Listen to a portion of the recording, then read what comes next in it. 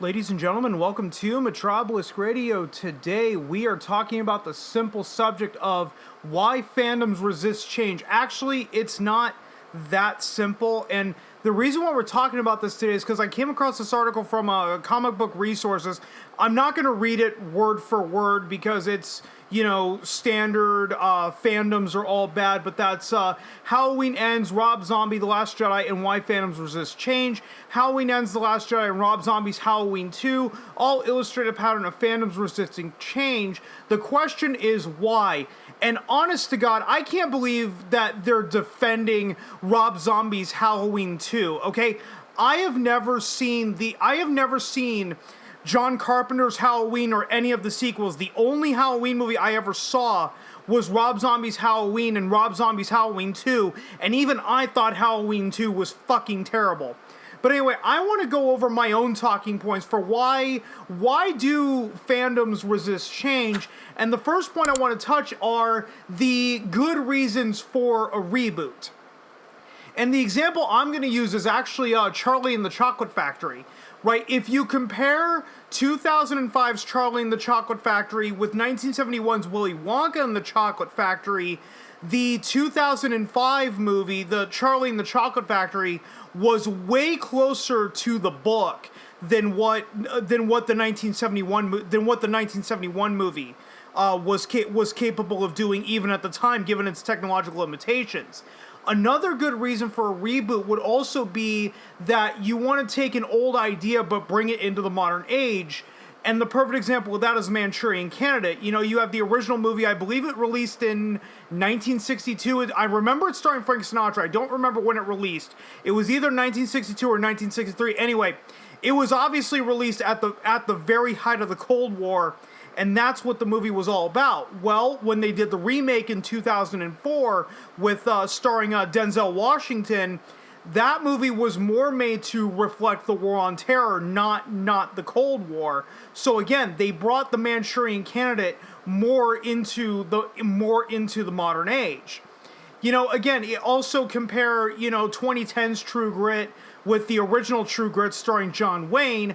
2010's True Grit a lot closer to the book than what 1969's True Grit is. But let's be honest, a lot of reboots and sequels now, they don't really do this anymore. A lot of these movies are really now just made just to make money. Because remember, kids, the only thing that matters is whether or not it makes money, not whether it was good. So now let's get into the actual talking points for why fandoms resist change. And really the first big one is that you have filmmakers that either don't understand the original or aren't fans of the original. I just brought this up with J.J. Abrams and Star Trek. J.J. Abrams openly touted the fact that he wasn't a Star Trek fan, but yet he's going to be the guy to head up the reboot of Star Trek. You also have, Rob Zombie heading up Halloween, where I argue, okay, maybe he was a fan of the original, but that doesn't mean that you completely understand it. In fact, one of the biggest criticisms of Rob Zombie's Halloween is that he killed the mystique of Michael Myers. He delved way too heavily into Michael Myers' backstory when they didn't really need to do that. Like, compare Rob Zombie's Halloween to the Friday the 13th series, and you might say, well, that's a comparison between apples and oranges. But remember, Friday the 13th was always accused of being a knockoff of the Halloween movies. What do we know? Excuse me, I had something caught in my throat. What do we know about Jason? Now, the backstory of Jason, what was it? He was the 9-year-old boy who drowned at Camp Crystal Lake. Great. That's all we need to know. Now somehow he got brought back to life, but we don't know how he got we don't know how. I think it was explained how he was brought back to life, because remember, boys and girls, in the first Friday the 13th movie, Jason was not the killer, it was his mother. And before all of you go down in the comments, spoiler alert, yeah, it's a spoiler for now a 42-year-old movie, boo-hoo-hoo, right? I don't remember how Jason was brought back to life the first time, but still, something brought Jason back to life, despite him being the 9-year-old boy that drowned at Camp Crystal Lake. But if Rob Zombie were left to do a reboot of Friday the 13th, what would end up happening? He would probably do the same thing he did in his own Halloween movie and spend the first 45-50 minutes solely on Jason's backstory. And the only thing that you really need to know about Jason is he's the boy that drowned in the lake. Did we really need to know about, Michael Myers and the fact that, he went batshit crazy? No, you could have just left Michael Myers as is, the silent killer. Because that, in my opinion, is way more scary than actually knowing his backstory. The third point I want to make is also, if the first one was that they don't understand the original, or the second one would be is that filmmakers try way too hard to mimic the original. And let's circle back to J.J. Abrams when he handled Star Wars Episode 7. Now, I know that wasn't a reboot. Well, actually, for sake of argument, let's call Star Wars Episode 7 The Force Awakens for what it was. It was absolutely a remake of Episode 4.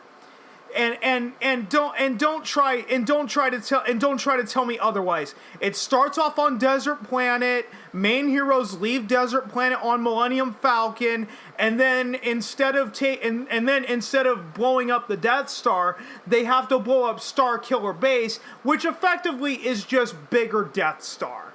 That's all Episode 7 truly was. So you have the fact that, J.J. Abrams tried way too hard to mimic the original, and the common defense for Episode 7 at the time was, oh, well, Disney had to make Episode 7 the way they did.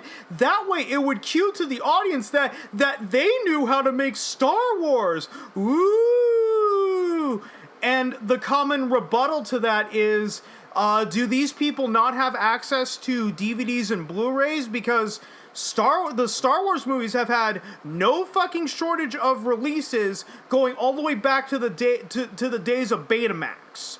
So again, did J.J. Abrams need to remake the original Star Wars movie? No, but he did it anyway. And then you get to The Last Jedi. And that's where all the backlash ensued. But let's actually be honest about why the backlash was a thing. It's not the fact that The Last Jedi itself was bad, despite the fact that, it really was nothing special.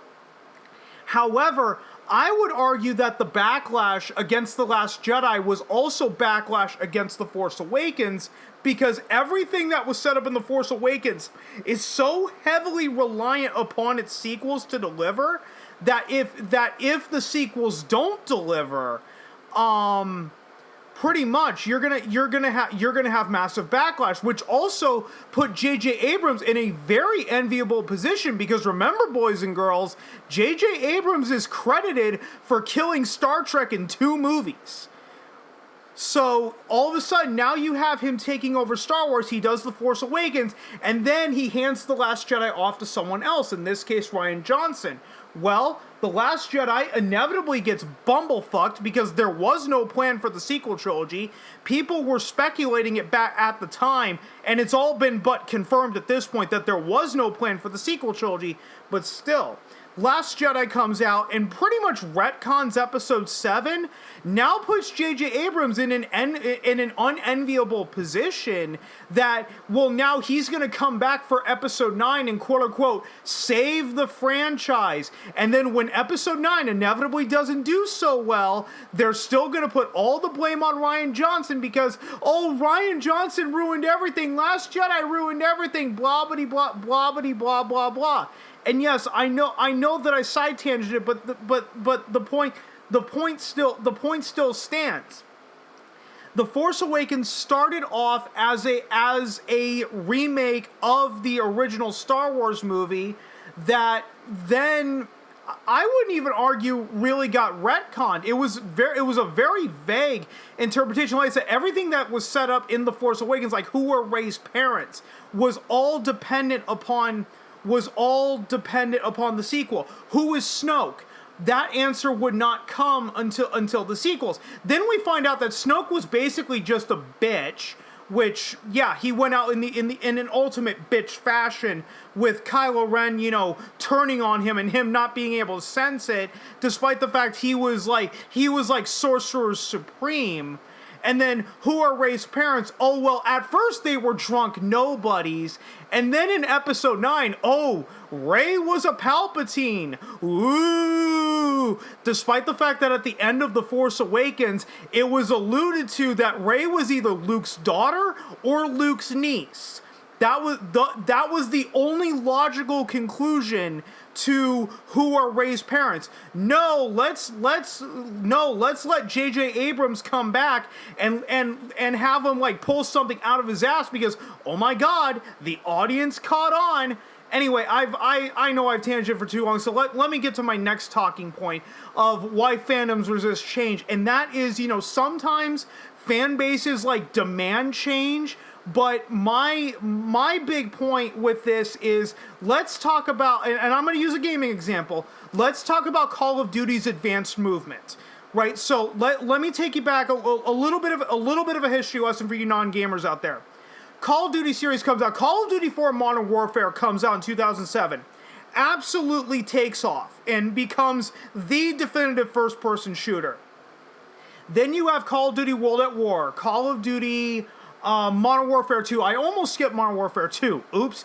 So you have Call of Duty 4 Modern Warfare come out in 2007. 2008, Call of Duty World at War. Call of Duty Modern Warfare 2 comes out 2009. Call of Duty Black Ops 2010. Well, by about 2012, 2013, the Call of Duty community was basically, was now criticizing the series that basically each entry was feeling the same. There wasn't anything really to differentiate the sequels anymore. So what happened was Activision pretty much took it to heart and decided, okay, we're gonna change up Call of Duty, and Call of Duty Advanced Warfare came out in 2014, and that introduced something that would forever be known as advanced movement, where a double jump mechanic would be introduced. Black Ops 3 would introduce wall running, and then Infinite Warfare came out, and that's the one that went full blown sci-fi and actually took the series out into space. Now, I always argued that the advanced movement was never the problem in the Call of Duty franchise. People were still complaining all this advanced movement sucks, man. And I argue it's because the people who developed Call of Duty did not design the new multiplayer maps around the advanced movement. They were still trying to make multiplayer maps to appeal to the hardcore Call of Duty fan base, but you have this whole new mechanic that includes double jumping, wall running, and potentially zero gravity, and you're not doing anything with it. Now it just looks like a cheap gimmick. Everyone calls that out. And then Call of Duty World War II comes out, and the big marketing push for Call of Duty World War II was, yeah, we're going back to boots on the ground, man. So that's a situation of the fandom, the Call of Duty fandom demanded change, but then when that change came, they all instantly, what's the word I'm looking for? They all instantly turned their back on it and said, we didn't want change like that. And again, there were legitimate reasons to come out and criticize advanced movement, especially if the developers are not gonna really lean into it. But the point still stands: they still rejected the idea of advanced movement.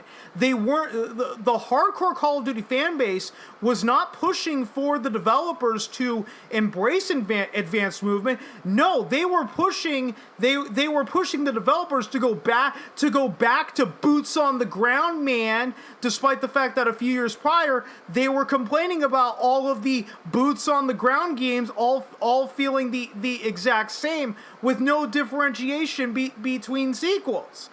and the fifth point that I want to bring up is, why fandoms resist change, because a lot of these changes are just change for the sake of change and nothing more. Right, and a lot of times, a lot of these changes come down to the fact that they want to piss off the fan base. Right, I did a video not that long ago about why movie studios want to create controversy. So I'm not going to dwell on this too much. So why did they recast the Disney with their Little Mermaid reboot? Why did they cast a black girl to take over the role of Ariel? I mean, despite the fact that allegedly she could really sing, is what I've heard, but that doesn't matter. Why did they recast Ariel with a black actress? Number one, because they can, and number two, it's solely just to piss you off and nothing more. Why was Total Recall, the 2012 reboot of Total Recall with Jessica Biel, Kate Beckinsale, and Colin Farrell? Why was that just generic sci-fi action movie called Total Recall? Well, because they could make it generic sci-fi action movie and call it Total Recall, because what they're hoping for is that your nostalgia is going to kick in, and it's like, hey, they're making another Total Recall. I want to go see Total Recall. Why did Rob Zombie delve deep into the backstory of Michael Myers despite not needing to? Because he could, and then he made an inferior sequel. Again, a lot of this change now in all of these franchises is just for the sake of change and nothing more. And a lot of times, yes, it does come to basically spite the hardcore fan base, which leads me into my final point, in that the biggest thing that a lot of these people could do is just leave these old franchises alone, or simply for fandoms, just walk away from these new entries. Because it's very clear that the people that are making Star Wars now don't want to make Star Wars for you. They want to make it for some imaginary audience. Same with Star Trek, same with Doctor Who, same with Halloween, because I know Halloween Ends just got a lot of backlash. What's another one? Fast and Furious is another prime example. I happen to like the first 3 movies in that series. Yes, kids, there was a time when Fast and Furious was actually more about street racing, but now it's just generic action movie, but instead of casting, action movie stars, they cast, a bunch of street racers to go on these death-defying missions. Why? Well, because Universal wants to make action movie. I had to come to the realization that the Fast and the Furious was never going to return to just a street racing movie. So again, I had to move on from the Fast and the Furious series. Why can't people move on from Star Wars at this point? And actually you're already starting to see people move on from Star Wars if you look at the audience demand for Andor. But still, I think that's the biggest takeaway of this. Why fandoms resist change? The biggest reason is that a lot of these changes come just to spite them, but you have these fandoms that just refuse to walk away from certain franchises. So, quite frankly, these studios and filmmakers can make all these changes that they want because you're still going to go see the movies anyway. Sure, you're going to cry, bitch, moan on YouTube, Twitter, Instagram, whatever the fuck platform you're on, but it doesn't matter because they're still making money from you, and they're using all of that outrage in their fucking marketing strategies. So again, unless if you are willing to move on from these franchises, they're going to continue to change them to spite you. That way they get free marketing and they still make a butt-fuck ton of money despite the fact that they pissed you the fuck off. And guys, I'm going to go ahead and end it right here before I drag this out way longer than it needs to be. I know I started out, this video started out with why fandoms resist change, and we ended up in a completely different part, and we ended up, you know, completely different, and blame fandoms, and not blame fandoms entirely, but also shift some of the blame onto them, but not in the way that legacy media does. But anyway, guys, I'm going to go ahead and surely end it right here. If you stuck around this long, thanks so much for doing so, and if you've been following me long enough, you know I'm terrible at ending these videos, so I will just see you guys next time.